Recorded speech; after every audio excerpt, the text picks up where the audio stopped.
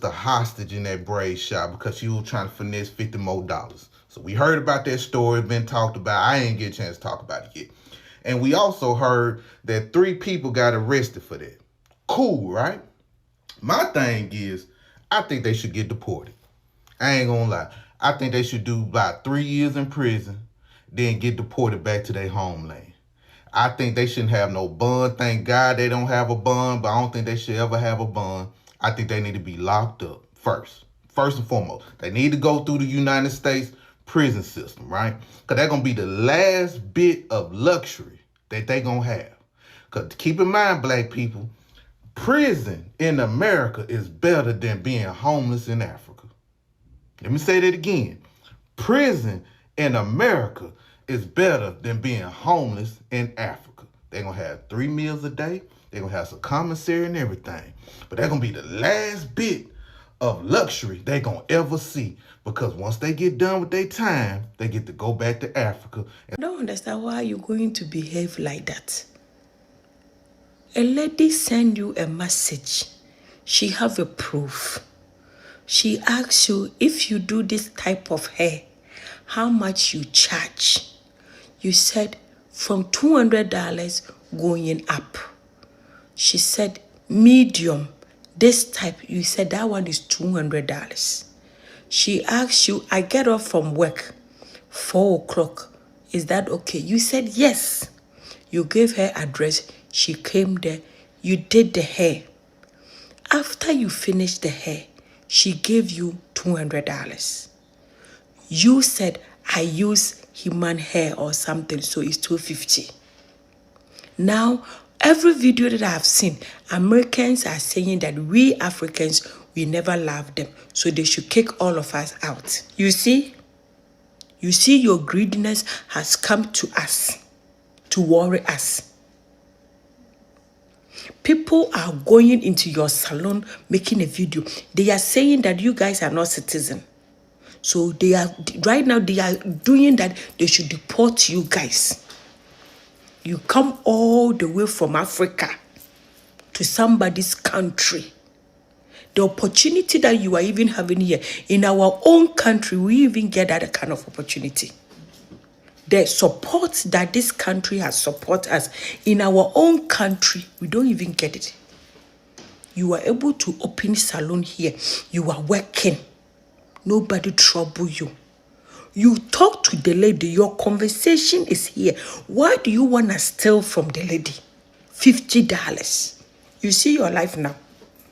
You just did the woman hair. Look at the way you are grabbing a hair that you just did. Look at how wicked are you, a woman. Tensions are rising in America as some African immigrants find themselves at the center of controversy. Black Americans are no longer holding back, angrily calling for the deportation of certain Africans, all because of what they say is blatant disrespect towards the black community. But what sparked this outrage? And is this just about respect, or is there something deeper going on? Let's dive deeper into this madness. I'll be back. We all know about that braid lady in Alabama that held their sister hostage in that braid shop because she was trying to finesse $50 more. So we heard about that story, been talked about. I ain't get a chance to talk about it yet. And we also heard that 3 people got arrested for that. Cool, right?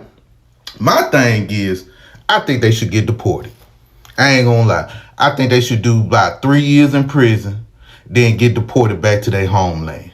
I think they shouldn't have no bond. Thank God they don't have a bond, but I don't think they should ever have a bond. I think they need to be locked up first. First and foremost, they need to go through the United States prison system, right? Because that's going to be the last bit of luxury that they going to have. Because keep in mind, black people, prison in America is better than being homeless in Africa. Let me say that again. Prison in America is better than being homeless in Africa. They're going to have 3 meals a day. They're going to have some commissary and everything. But they're going to be the last bit of luxury they're going to ever see. Because once they get done with their time, they get to go back to Africa and start pulling other people here. We don't act like that here in America. But they do. They do. They finesse, change prices, give you fake. I heard somebody put plastic braids in one of our sisters' hairs out here. Now, I don't know if this is true, there's such thing as plastic braids, but goddamn, boy, that's some cold shit. I ain't lying. But like I say, they need to be deported. And what can we do about that? Like, do we need to call Alabama and ask, or call ICE like, hey, there's some Africans down there. Can y'all deport them back home to their homeland? What we need to do, y'all? How can we do? Do we need to protest in front of the place so these women can be deported back to Africa? Me personally, I want them to enjoy prison first. I want them to remember the luxuries of America before they go back to their homeland. Y'all be safe. Did y'all see that video of that lady in Birmingham, Alabama? She in the African braiding shop. She done sat down to get these braids done. They told her it was going to be $200. You know when you get there, they be trying to scam and scam and scheme. So they tried to put a little extra 50 on top of her 200. Talking about, oh, we put this extra different kind of hair in your head, so it's going to be an upcharge or something to that effect. Of course, they having words back and forth because, no, I agreed to pay 200 and the Africans is like, no, you're going to pay 250. By the time this lady start recording the video, the Africans got her hair wrapped up in a ball like they finna start going to work on her. What is happening? Now, if you ain't never got your hair braided, basically, if you're not black, that is so tight on your head. Like, I'm not even joking. It's not even first day. That's not even a couple of hours. That is 5 minutes from getting out the African chair. First of all, braids, fresh braids are going to be tight. They're kind of going to hurt anyway. But when you get your hair done by the Africans, they got that African grip. Like, I don't know what else to call it other than African grip. They really be pulling your hair. They quite literally, I'm trying to make you understand, they be pulling the follicles up out of your head. So for them to have her freshly braided hair in their hands and they pulling it, oh my God. This is a reason to boycott, because that right there was crazy. Now, the restraint that lady had, maybe because she was by herself and, it'd be like 5 to 10 Africans in that shop. Or maybe she wanted to just, record and get a payday. Or maybe she just, a kind person. Maybe she, don't do confrontation. She ain't know what to do. But I guarantee you this. Them Africans knew who to try. They knew exactly who to play with. Because if they would have tried that on the right one, then they was in Birmingham, Alabama. Ooh wee. If you don't know nothing about Birmingham, Alabama, let me tell you, Birmingham, Alabama is the home of First 48. I know every city say that. I swear to God, every city. Birmingham, Alabama, let me tell you, is the home of First 48. They'd have tried the right one on the right day in Birmingham. Baby, somebody would have came out that purse and really showed them. Anyway, I said all that to say, are we boycotting the Africans? It seems like other, deeply melanated black people are really, really fucking upset that black American citizens exist.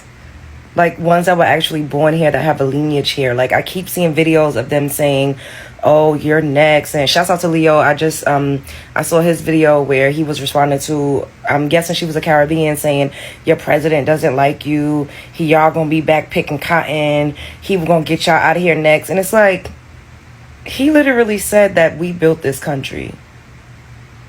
He literally said that the birthright citizenship was for the descendants of slaves. Chattel slavery.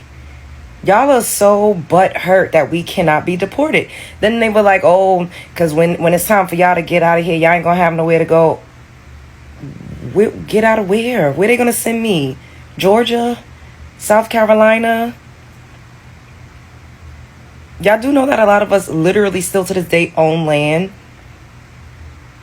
in this country, and the ones of us that don't know that we do, we're taking the proper steps and we're going through the proper channels to reclaim our ancestors' land. Maybe y'all don't know that, but it's so ignorant to keep assuming that we are all immigrants. Y'all are really jealous that we can't be deported anywhere. Y'all are really, really jealous. It's envy at this point, because what else is it? We don't do anything to you people. Nothing. We welcomed y'all. And it seems to be backfiring that we all thought that we were all one just because we share the same hue of complexion. And I know I'm continuously making the same types of videos, but it's like, I keep seeing y'all making these videos talking about y'all, and then y'all always trying to attack slavery. Y'all always trying to attack, as if on the Caribbean. Child, I could get into so much that's going on y'all's islands and in y'all's countries to this day in 2025. Y'all are just so fucking envious. And it was this girl that was like, oh, if everybody has an issue with Black Americans, then maybe it's Black Americans. If everybody doesn't like you. No, that's not true. Because we literally do not start. We do not do anything to anybody. We've literally welcomed everybody that came to this country. I'm from Brooklyn, New York. Like, I saw a girl saying Brooklyn belongs to the Caribbeans now. New York belongs to the Caribbeans. And it's like, we still exist out there. And the reason why y'all were able to successfully migrate and set up shop is because we supported y'all. We thought we were all kinfolk. I've had plenty of Caribbean friends to this day that I love and I've supported. I've supported businesses. I've patronized restaurants, shops, and everything. While y'all just literally, not all of y'all, but some of y'all just have this disdain, this hatred for us for no reason. And I think it's really envy that we cannot be deported. There's this deep-seated envy, like a hatred, because we are American. And a lot of y'all fight and strive so much to come here when we were born here. And yes, we've had our hardships and our struggles, and we still fighting and we still thriving. But we are a very, very successful group of Black people in the world globally. Our impact, the things that we've innovated, our inventions, the things that we've created, it's undeniable. Ain't nobody really fucking with us like that. Even the poorest of us that live in the hoods. If we compare our hoods to y'all's hoods, there's no fucking comparison. Y'all always want to compare y'all top 10% to our bottom 10. Let's go apples for apples. Living in a hood here is not even a marker to how much you make these days. It's very expensive to live in urban communities, especially in a tri-state in 2025. So that's not even a socio-economic marker anymore. But anyways, I'm just tired of, like, leave us alone. Hang it up. It's relevant to Brooklyn Way. Africans. I hope y'all learned something from Black Americans these past few days. I hope y'all observed everything that we said and done on social media and in real life. And I hope y'all applied it in your homeland or even over here when y'all dealing with certain things. I really hope so. Because one thing about Black Americans, we don't like racism, right? That's one thing that irks everybody's spirit out here. We don't like racism. And we don't like raccoons. Those are two things we just can't stand. Now, you might see us bicker with each other and do, but the one thing we'll stop the music and do is get on our raccoons and get on the racists. That's the top two things we do. See, we're not one of those Black people that turn the other cheek and be like, Charlie wasn't racist. He was a good man. He said positive things about Black people. We just got to do better. No, we ain't like that. We ain't like that at all.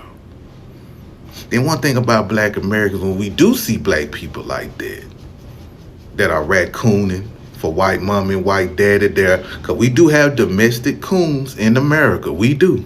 Trust me, we do. But we also call them out also. We just don't let them run amok around us. You get what I'm saying? We send smoke signals to our people like, man, watch out for that girl. Watch out for that man over there. He be raccooning. Like, we know who's who. That's what we do. We call them out. Y'all don't really do that. Y'all don't do that at all. Y'all don't call out the raccoons in your community. And that's why things be going upside down for y'all sometimes. Do you understand what I'm saying?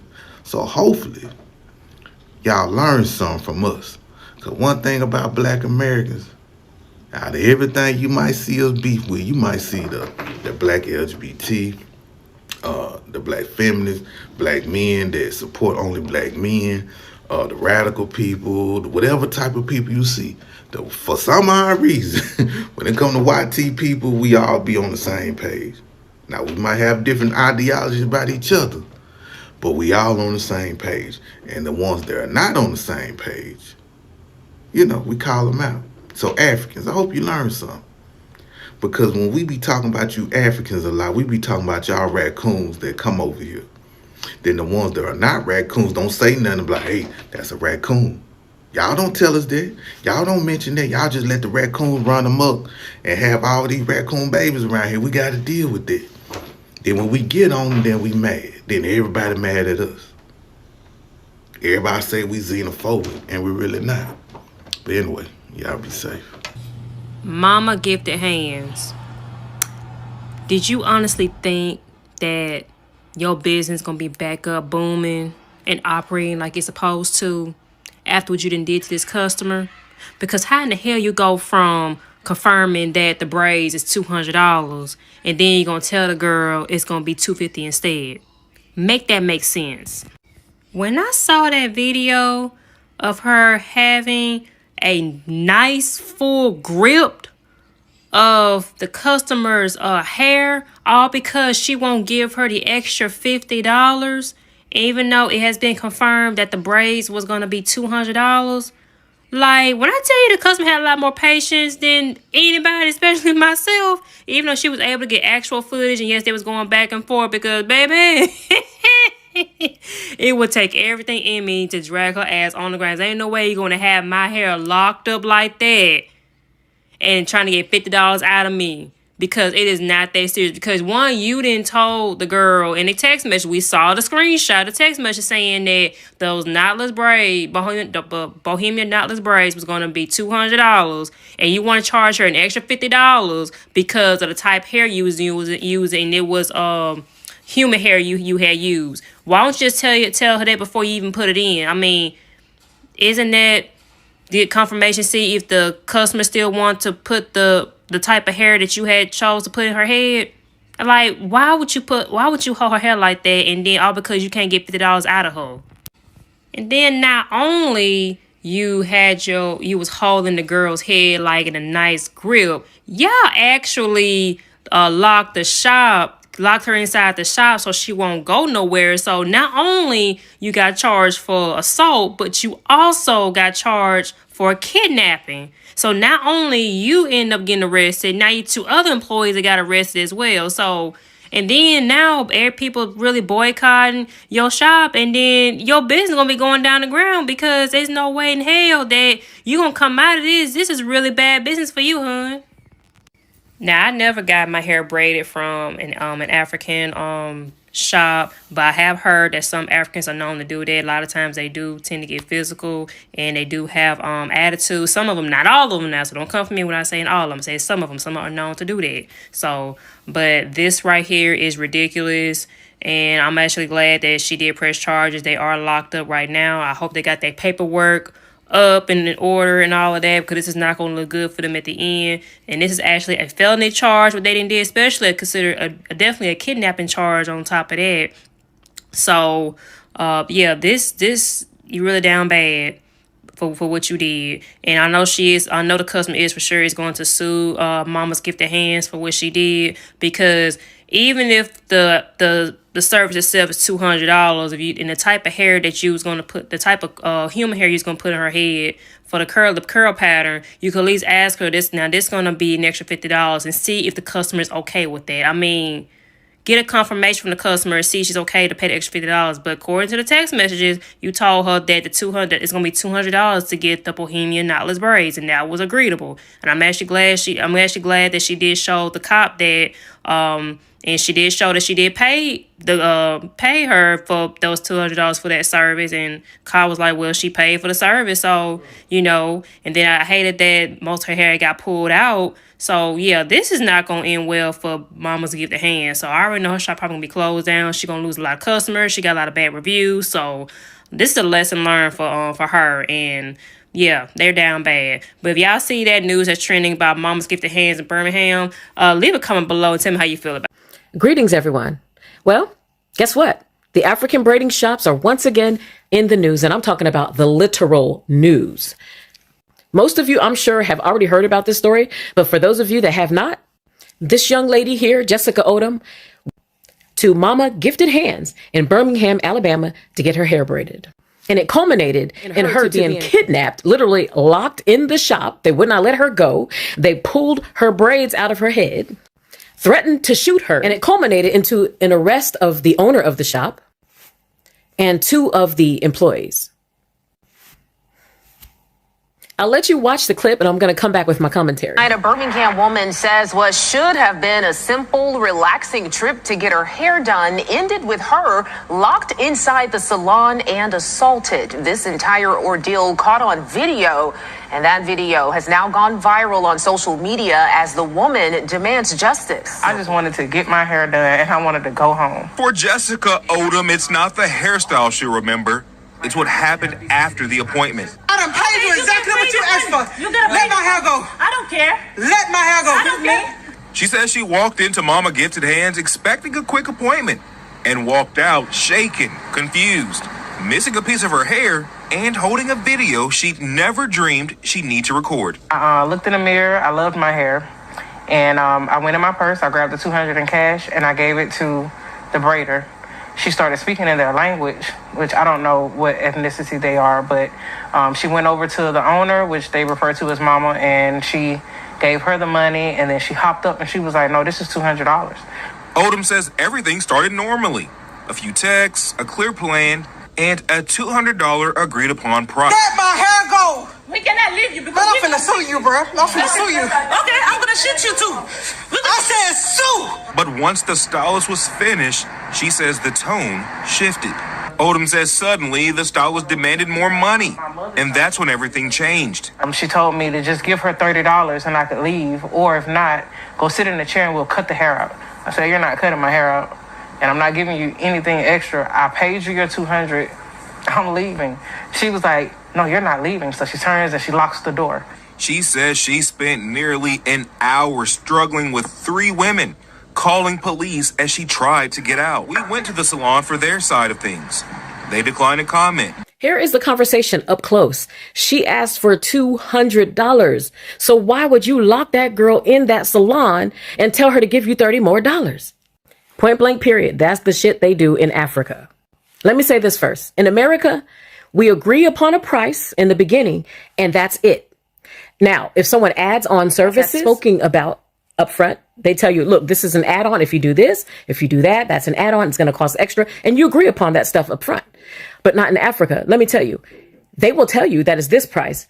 And then when they finish rendering whatever services it is that they render, then they're hounding you for more money.